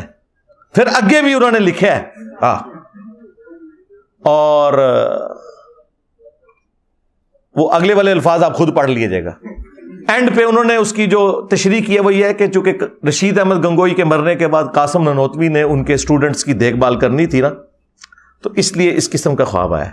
ان کو خواب اسی قسم کے آتے ہیں. اب اشرف تھانوی نے 18 سال کی اسٹوڈنٹ کے ساتھ شادی کرنی تھی, تو اس کے ایک مرید نے خواب دیکھا، جی میں نے دیکھا کہ اماں عائشہ آپ کے گھر آئی ہیں. تو اس نے کہا کہ اس سے تشریح تو یہی بنتی ہے کہ کوئی کم سن لڑکی میرے ہاتھ لگے گی. استغفر اللہ. دیکھ رہا ماں کو ہے اور اس کی جو تشریح کر رہا ہے وہ یہ خوابوں کی تشریح بیان ہو رہی ہے بزرگوں کی. ابھی تو اشرف علی رسول اللہ والا خواب تو اپنی جگہ، اور وہ صرف خواب نہیں ہے، اس کے بعد بیداری میں بھی اس نے پڑھا. لوگ کہتے ہیں جی وہ بے اختیار تھا، جی اس بیچارے کا کیا قصور. ہم کہتے ہیں ہم اس کو نہیں کہہ رہے، ہم تو بابے کو کہہ رہے ہیں کہ بابے کو جب پتا چلا کہ اس پہ شیطان چڑھ گیا تو اس کا کام یہ نہیں تھا اسے تسلی دیتا، بلکہ یہ کہتا کہ توبہ کر، تیرے تے شیطان چڑھے ہے. کہتے نہیں، تسلی تھی کہ تیرے پیر متبع سنت ہے، جو تو نے خواب میں بھی پڑھا اور بیداری میں بھی بے اختیار نکلا. یہ تو بے اختیار نہیں تھا. اب آ جائیں اس کی طرف جو میں نے کہا تھا نا، یہ ان کے بڑے بھی ایک دوسرے کی ڈگریوں کو نہیں مانتے تھے. حسام الحرمین میں 1905 میں احمد رضا بریلوی صاحب نے کتاب لکھ کے علماء عرب سے فتوے لیے. اس وقت صوفی علماء تھے سلطنت عثمانیہ کے، تو وہ سارے وہ بریلوی ٹائپ عقیدے رکھتے تھے. انہوں نے کفر کے فتوے دیے علماء دیوبند کے اوپر اور غلام احمد قادیانی کے اوپر. وہ کتاب حسام الحرمین، حرمین کی تلوار، اس کے اینڈ پہ جا کے انہوں نے کنکلوڈ کیا کہ علماء دیوبند کے بارے میں کہ سب کے سب مرتد ہیں، یعنی واجب القتل ہیں، ان کے کفر میں شک کرنے والا بھی کافر ہے، اور یہ اسلام سے نکل چکے ہیں، اجماع امت ہے. اب علماء عرب نے 26 کوسچن لکھ کے دیوبند کے پاس بھیجے کہ بھئی آپ جواب دیں، تمہارے بارے میں تو احمد رضا بریلوی نے بتایا کہ تم تو وہابی ہو. اس وقت وہابی وہاں پہ برے سمجھے جاتے تھے، آج تو حکومت ہے نا ان کی. المہند کا پورا ٹاپک یہ ہے کہ آپ نے یہ ثابت کرنا ہے کہ آپ وہابی نہیں ہیں، آپ صوفیوں کے ماننے والے ہیں. وہ 26 سوال لکھ کے بھیجے، کیونکہ اسی اسام الحرمین میں انہوں نے لکھا تھا چوتھا فرقہ وہابیہ شیطانیہ، جو شیطان لعین ابلیس کے پیروکار ہیں، جس طرح کے روافظ شیطان اطاق کے پیروکار ہیں. وہ دیوبند کو انہوں نے کہا یہ وہابیہ شیطانیہ فرقہ ہے. وہ دیوبند کو بھی وہابی اعلیٰ حضرت کہتے تھے نا. تو المہند میں انہوں نے اس کے جواب دینے شروع کیے. انہوں نے کہا ہمارا کیا لینا دینا وہابیوں کے ساتھ، وہابی تو گمراہ. اور پھر انہوں نے کہا ہم تو بزرگوں کے ماننے والے ہیں، ہم فروع کے اندر امام حنیفہ کے مقلد ہیں، اور عقائد میں ہم ماتریدیہ اور اشریہ ان کو فالو کرنے والے ہیں، اور سلسلہ تصوف میں ہم چشتیہ، نقشبندیہ، قادریہ، ساروں کا انہوں نے لکھا شروع. سٹارٹ تو ہے. سوال پوچھے گا تسی ہے کہ انہوں نے نہ اللہ کا ذکر کیتا جے نہ رسول دا. سیدھے ہی سٹارٹ ہو جائے امام حنیفہ تو تے قادری چشتی تے ختم ہو جائے. پورے الفاظ میں کہیں ہے نہیں کہ ہم اللہ رسول کے ماننے والے ہیں. اور پھر اس میں انہوں نے کہا کہ یہ احمد رضا بریلوی ان کی جماعت ایک شیطانی لشکر ہے جو ہم پہ حملہ آور ہوا ہے، جس طرح کے شیاطین حملہ آور ہوتے تھے انبیاء کے اوپر. یہ علماء دیوبند رضی اللہ عنہم پر حملہ آور ہوا ہے. احمد رضا بریلوی ان کی جماعت شیطانی لشکر. کافر ہی کہا نا، ظاہر ہے انبیاء کے اوپر جو شیاطین حملہ آور ہوتے تھے وہ کوئی مسلمان تو نہیں ہوتے تھے، کافر ہوتے تھے. پھر انہوں نے کہا آپ نے بات کی محمد بن وہاب، ہم محمد بن عبد الوہاب ان کی جماعت کو خوارج کی ایک جماعت سمجھتے ہیں، اور ہمارا وہی نظریہ جو ابن عابدین شامی نے فتاوی شامی میں لکھ دیا ہے رد المختار در مختار کے حاشیے میں، کہ خوارج کی ایک جماعت ہے. آج ریالوں کے چکر میں دیوبند اور وہابی کٹھے ہوئے ہیں. ایون امام کعبہ کئی بار دیوبند مدرسے میں بھی جاتا ہے، حالانکہ وہ ان کو مجدد مانتے ہیں اس وقت کے علماء عرب بھی، محمد بن عبد الوہاب کو. اور یہ کہہ رہے ہیں یہ خوارج کی جماعت ہے جو شیطان کا سینگ بخاری مسلم میں آیا تھا نا، وہ کہتے ہیں یہ ہے وہ نکلا ہے جو آج چندوں کے چکر میں، ریالوں کے چکر میں ایک ہو گئے. اور بریلوی، احمد رضا بریلوی صاحب بھی، ان کے ماننے والے بھی ان کو خوارج ہی سمجھتے ہیں. جال حق میں مفتی احمد یار خان نعیمی صاحب نے سیم وہی رد المختار کی عبارت نقل کی ہے. یہ تو ذرا ایک بعد میں ان کا تھوڑا آپس میں اختلاف ہو گیا، ادروائز یہ دونوں ایک ہی ہیں پیچھے سے. امداد اللہ مہاجر مکی بابا ہے بریلویوں کا بھی دیوبندیوں کا بھی. تو یہ ایک دوسرے کے بارے میں یہ عقیدہ رکھتے ہیں. اور پھر اعلیٰ حضرت تو جس شان سے حملہ آور ہوئے ہیں وہ تو پھر انہی کا خاص ہے. ملفوظات اعلیٰ حضرت ان کے بیٹے نے خود جمع کیا، اور یہ پہلی جلد میں یہ حوالہ موجود ہے جو ورڈ بائی ورڈ خود اعلیٰ حضرت نے پڑھی ہے، اور خود اس پہلی جلد کی شان میں ایک ربائی بھی لکھی ہے، وہ بھی میں ساتھ اٹیچ کروں گا کارنر پہ. کہ احمد رضا بریلوی صاحب سے پوچھا گیا کہ یہ جو وہابی ہیں دیوبند اور اہل حدیث، کیا ان کے پیچھے نماز پڑھی جا سکتی ہے؟ انہوں نے کہا ان کی تو نماز ہی باطل ہے، ان کے پیچھے نماز، ان کی تو اپنی نماز نہیں ہوتی، ان کے پیچھے کیسے کوئی نماز پڑھ سکتا ہے؟ پھر پوچھا گیا ان کی مسجد میں پڑھ سکتے ہیں اپنی؟ انہوں نے کہا کفار کی مسجد مثل گھر کے ہے. کافر ڈکلیئر کیا, ڈائریکٹ کافر لکھا. یہ نیو ٹی وی پہ مولوی کہہ رہے تھے کہیں کافر نہیں لکھا, یہ کافر کا لفظ لکھا ہے احمد بریلوی صاحب نے دیوبند اہل حدیث کے لیے کہ کافروں کی مساجد ہیں یہ. اور پھر پوچھا گیا اذان, انہوں نے کہا ان کی اذان بھی باطل ہے جس طرح کہ نماز باطل ہے, البتہ اللہ کا نام آئے تو عز و جل اور نبی صلی اللہ علیہ وآلہ وسلم کے نام پر درود ہی پڑھ لیں, باقی یہ فارغ ہے. اور پھر احکام شریعت میں جو اعلیٰ حضرت نے ان کی طبیعت صاف کی ہے, توبہ توبہ توبہ, کانوں سے دھواں نکالا ہے. ان سے پوچھا گیا کہ یہ جو دیوبندی ہیں, اہل حدیث ہیں, شیعہ ہیں, قادیانی ہیں, سارے فرقوں, نیچری سر سید احمد خان کے نیچر کے ماننے والے لوگ, ان کے ذبیحے کے بارے میں کیا حکم ہے؟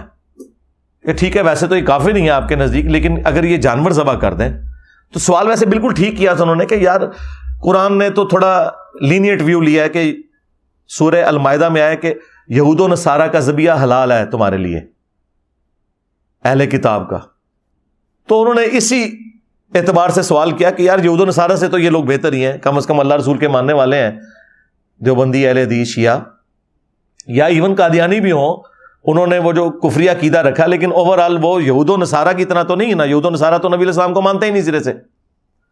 تو اعلیٰ حضرت نے جواب میں کہا کہ وہابی, پھر بریکٹ کھولی انہوں نے, دیوبندی, اہل حدیث, شیعہ اور قادیانی کافروں کو بھی سال لکھا. یہ 1,00,000 دفعہ بھی اللہ کا نام لیں تو ذبیحہ مردار رہے گا, البتہ یہود و نصارہ کا ذبیحہ حلال ہے. ہاں, یہ آ کے میں کہتے ہیں جی علماء کی بڑی خدمات ہیں. جی یہ خدمات ہیں. اپنے بارے میں بڑے بڑے کلیم اور دوسروں کو اس طریقے سے اٹھا کے پرے پھینکا ان لوگوں نے. یہ خدمات ہیں ان لوگوں کی. آپ کو پتہ ہے یہ تو میرا فیوریٹ ٹاپک ہے, میں اس پہ بولنا شروع کروں تو ختم ہی نہیں ہوگا, بولتا چلا جاؤں. لیکن میں نے یہ ساری باتیں اس وقت موقع غنیمت جانتے ہوئے, چونکہ اس وقت یہ کرنٹ ایشو کے طور پہ چل رہی ہے, تو میں نے یہ آپ کے اندر انجیکٹ کی ہیں کہ آپ کو یہ سمجھ آ جائے کہ اصل مسئلہ امت کا یہی ہے کہ امت نے قرآن کو چھوڑ دیا, سنت کو چھوڑ دیا. یہ سلیبس بہترین تھا, لیکن اس سلیبس کو جو ٹیچر سکھا رہے تھے نہ خود انہوں نے اس پہ عمل کیا اور نہ آگے یہ سکھایا. مجھے بتائیں نبی الاسلام نے حجۃ الوداع کے موقع پر جو صحیح مسلم میں حدیث ہے اس میں تو آپ نے فرمایا کہ میں اپنے بعد تم میں وہ چیز چھوڑ کر جا رہا ہوں جسے پکڑ لوگے تو کبھی گمراہ نہیں ہوگے, اور وہ اللہ کی کتاب ہے. مسلم شریف میں حجۃ الوداع کا جو خطبہ ہے اس میں صرف قرآن کا ذکر ہے. ہاں حاکم میں قرآن اور سنت آیا ہے, ظاہر سنت بھی اسی کے اندر شامل ہے. من یطع الرسول فقد اطاع اللہ, جس نے رسول کی اطاعت کی اس نے اللہ کی اطاعت کی. لیکن مسلم شریف میں صرف قرآن کا ذکر موجود ہے. نبی الاسلام کو پتا تھا کہ قرآن کو انہوں نے چھوڑ دینا ہے. کسی بابے کا بھی ذکر نہیں کیا. یار آپ کے پاس تو وہ بابے تھے ابو بکر, عمر, عثمان و علی جو چھوڑے بھی جا سکتے تھے, لیکن آپ کو پتا تھا میں ان کو چھوڑ بھی گیا اپنے بعد تو انہوں نے بھی مر جانا ہے. 2 سال کے بعد, 2.25 سال کے بعد حضرت ابو بکر کا وہی سٹیٹس ہو گیا جو نبی علیہ السلام کا تھا, وہ بھی فوت ہو گئے. 12 سال کے بعد سیدنا عمر بھی شہید, 25 سال کے بعد سیدنا عثمان بھی شہید, اور 30 سال کے بعد سیدنا علی بھی شہید, اور آخری صحابی ابو طفیل عامر بن واصلہ 110 ہجری میں وہ بھی فوت ہو گئے. آج آخری صحابی کو بھی گئے ہوئے 1300 سال سے زیادہ گزر چکے ہیں, لیکن قرآن و سنت آج بھی موجود ہے. اور پھر غدیر خم کی جو حدیث مسلم شریف میں اوپر تلے 4 احادیث ہیں, جو میرا یہ دعویٰ ہے کہ اس پلانٹ ارتھ پہ قرآن کی تعریف میں سب سے زیادہ الفاظ جس صحیح حدیث میں آئے ہیں وہ مسلم شریف کی وہ 4 حدیثیں ہیں غدیر خم کی, اوپر تلے 6225 سے لے کے 6228 تک. اور یہ خطبہ حجۃ الوداع کے بھی بعد ہے. یہ 2.5 مہینے پہلے نبی الاسلام نے خطبہ دیا ہے. آپ جب مکے سے حج کر کے مدینے واپس آ رہے تھے تو خم نامی گاؤں میں آپ نے پانی کے لیے پڑاؤ کیا. اونٹ کے پالان کا ممبر تیار کیا گیا. 18 ذوالحجہ کو یہ ہوا. جو ہمارے شیعہ بھائی عید غدیر مناتے ہیں وہ دوسری ایکسٹریم پہ چلے جاتے ہیں, لیکن کچھ باتیں تو درست ہیں اس میں.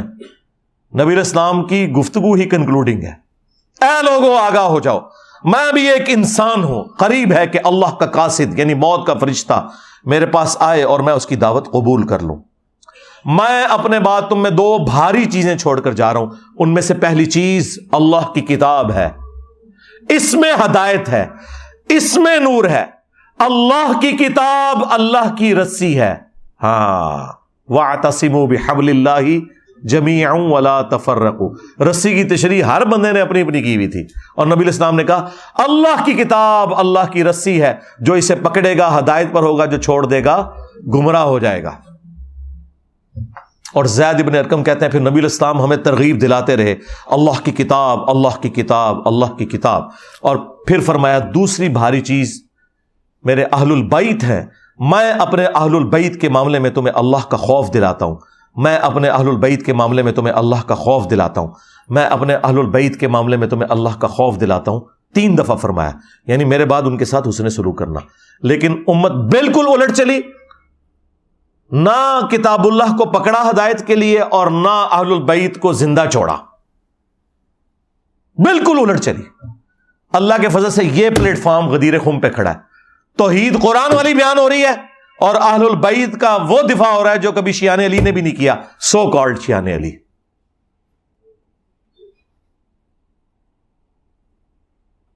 اللہ کے فضل سے ہم غدیر خم کے اوپر کھڑے ہیں. تو اللہ کی کتاب کو پکڑنا, اس میں ہدایت ہے, نور ہے, یہ اللہ کی رسی ہے, جو اسے پکڑے گا ہدایت پر ہوگا, جو چھوڑ دے گا گمراہ ہو جائے گا. یہ تمام تعریفی کلمات. اور امت دیکھ لیں قرآن سے, امت یہ کہتی ہے قرآن و حدیث ڈائریکٹ نہ پڑھنا گمراہ ہو جاؤ گے. امت نے خدمت کی تھی اور یہ اس امت سے مراد ان کے کسٹوڈین مولویوں نے. اچھا میں جو بھی بات کرتا ہوں کہتے ہیں یہ جھوٹ بول رہا ہے, یہ تو ہے ہی نہیں تھا.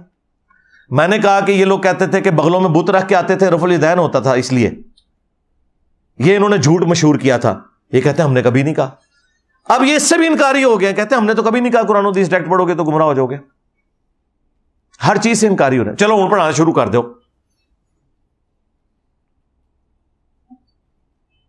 ہر چیز سے پیچھے ہٹ رہے ہیں, لیکن عوام کو تو پتہ ہے نا یار کہ تم نے کیا کیا ہے, اور تم نے یہ جو ظلم ڈھایا ہے اس امت کے اوپر, اس کی تکلیف ہمارے گزری ہوئی نسلوں نے بھی بھگتی اور آنے والی نسلوں نے بھی بھگتنی تھی اگر اللہ تعالیٰ اس پلیٹ فارم کے ذریعے تم لوگوں کی مٹی نہ پلید کرواتا.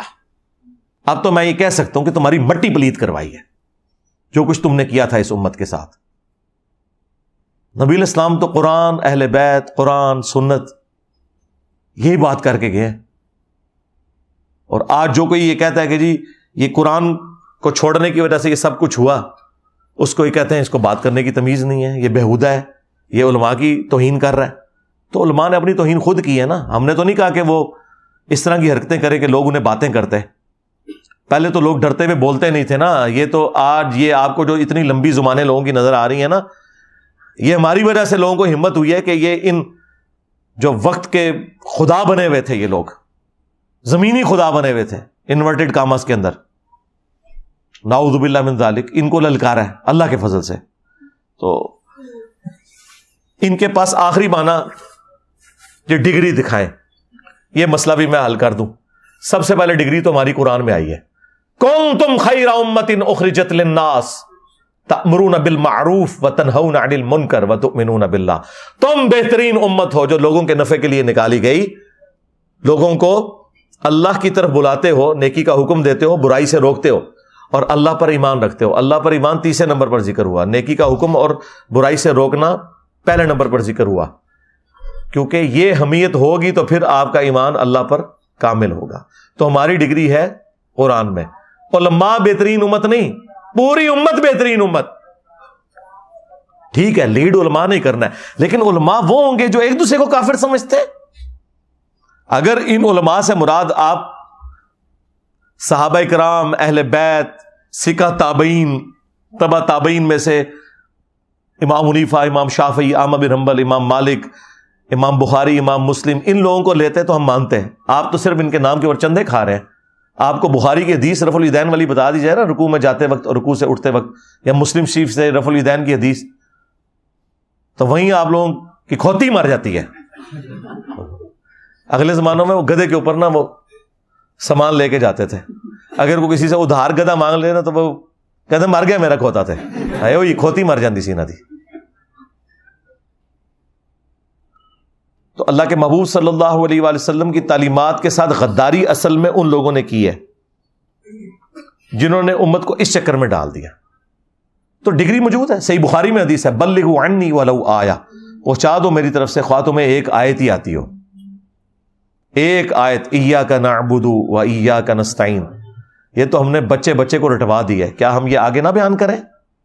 ہمارے نبی علیہ السلام کی تو یہ تعلیمات ہیں کہ شیطان بھی اگر صحیح بات کرے اس کی تصدیق کرو. بخاری میں حدیث ہے شیطان نے انسانی شکل میں آ کے سیدنا ابو ہریرہ کو آیت الکرسی کا وظیفہ دیا تو نبی علیہ السلام نے فرمایا ہے جھوٹا تھا لیکن بات سچی کی ہے اس نے. ہاں، کہ جو آیت الکرسی پڑھ کے رات کو سوتا ہے ایک فرشتہ اس کی حفاظت کے اوپر مامور ہو جاتا ہے. مجھے بتائیں اگر 5ویں کلاس کا بچہ آ کر آپ کو یہ کہے کہ مولانا سورہ البقرہ کی آیت نمبر 279 میں لکھا ہے کہ سود کھانے والے کے خلاف اللہ اور اس کے رسول کا اعلان جنگ ہے عز وجل و صلی اللہ علیہ وآلہ وسلم، تو آپ اس سے یہ کہیں گے کہ تو پرائمری میں پڑھتا ہے پہلے ڈگری لے کے آ. اور اگر آپ یہ کہیں کہ میں تیری یہ بات نہیں مانوں گا چونکہ تیرے پاس ڈگری نہیں ہے، تو آپ تو کافر ہو جائیں گے کیونکہ وہ تو بات کر رہا ہے قرآن سے، اپنی بات تو کر ہی نہیں رہا. اور دیکھیں یہ دنیاوی لوگوں کا ہی حوصلہ ہے ان کی نظر میں، ہم تو انہیں بھی دینی لوگ ہی سمجھتے ہیں. سائنس کی تعلیم بھی تو دین کی تعلیم ہی ہے کہ وہ کبھی ان کو ڈگری کی آر نہیں دلاتے. آپ نے اپنے گھر میں کوئی ایئر کنڈیشن فٹ کروانا ہے نا، اور آ کے مکینک جو ہے وہ فٹ کر رہا ہے اور آپ کو نظر آ گیا کہ یار یہ انٹرنل یونٹ تھوڑا سا ٹیڑھا لگا ہے، اور آپ اسے کہتے ہیں یار اے منو ڈھنگا پہ لگتا ہے ذرا انہوں سیدھا کر، اور آگے سے وہ کہے کہ مولوی صاحب تمہارے کو تو ڈگری نہیں ہے چپ کر کے بو، تو مولوی کا چپ کر جائے گا. لیکن وہ یہ کبھی بھی نہیں کہے گا. یعنی اس میں بھی اتنی بات ہے کہ کامن سینس سے جو بات ہو رہی ہے نا وہ بات ماننی ہے. مولوی کو آپ قرآن و حدیث بھی دکھا دینا، وہ کہتا ہے تیرے کو ڈگری کوئی نہیں.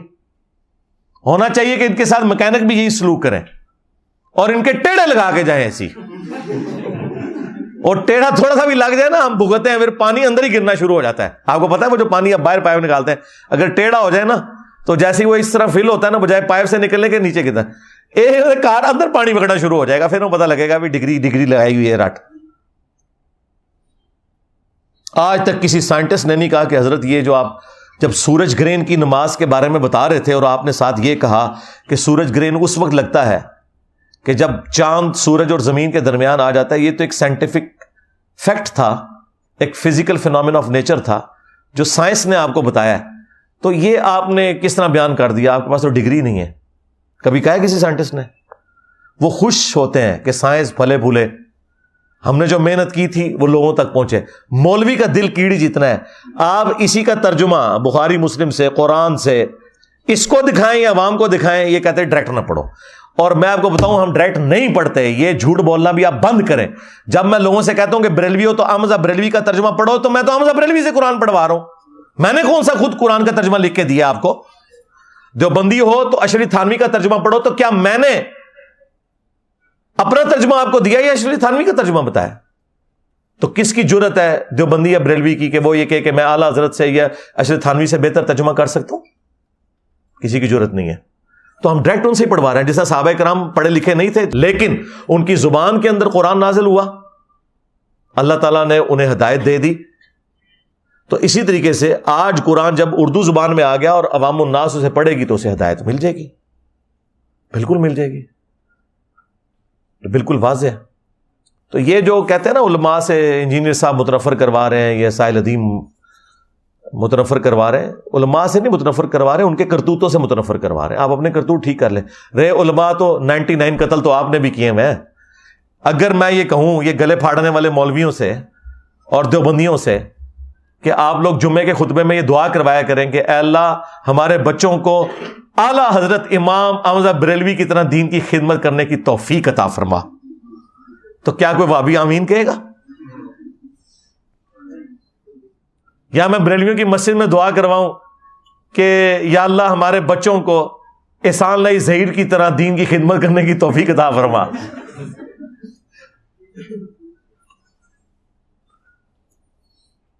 تو پھر علماء کو تو آپ خود نہیں مانتے. یہ کہتے ہیں ہمارا فرقہ، ہمارے بابے، ہمارے بزرگ، ان کے پیچھے چلنے کی توفیق دے. تو یہ تو سرکار نہیں ہو سکتا، وہ فرقوں کے بزرگ ہیں، دین اسلام کے نہیں ہیں، وہ فرقوں کے بزرگ ہیں.